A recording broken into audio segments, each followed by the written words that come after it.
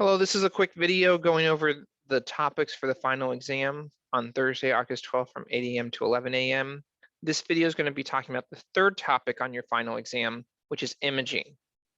For imaging, you need to be able to do some basic things, and you have, based on the pre-recorded videos, the practice problems we've done in the live class, as well as that's available to you, the old summer 2020 exam, and the MAs, a lot of opportunities to practice imaging. Bottom line, there's pretty much four key things that you need to be able to do, but an image is just a vector and a matrix. So it's just matrix manipulation. You should be able to change colors and understand the idea of an RGB image, red, green, and blue, and the range of values. If you want to increase a color, decrease another color, you should be able to change those values accordingly. You should be able to replace a background, do masking. And so you can do this both implicitly and explicitly. That's shown in the pre-recorded content. And so so either process is accepted in terms of replacing values maybe on a green screen. You should also be able to move one by one through a pixel.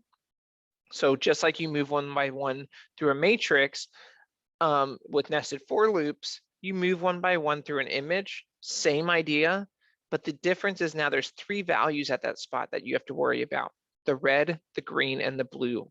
And at that point, you need to make a decision about it. I would encourage you to look at the pre-recorded or the live lecture from imaging, where we do a sample problem like that.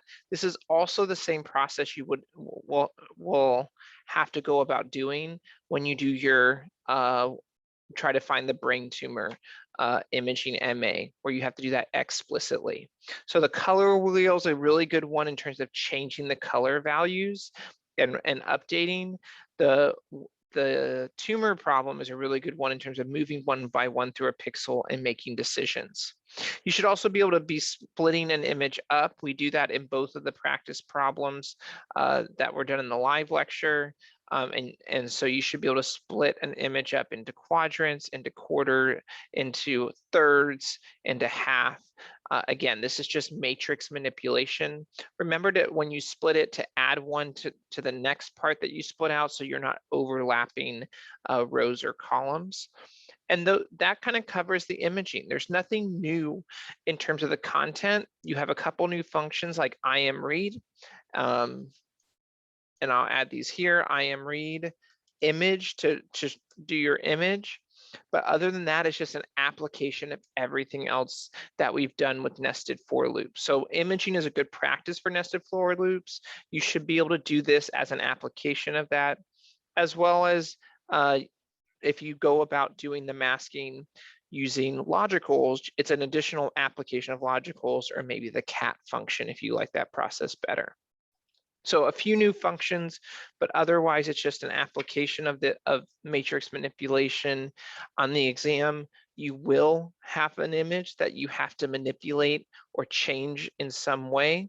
These kind of cover the key topics: the review problems, the pre-recorded content, as well as the MAs kind of cover all the different areas in terms of image manipulation and image processing that you're expected to be comfortable with on the final exam.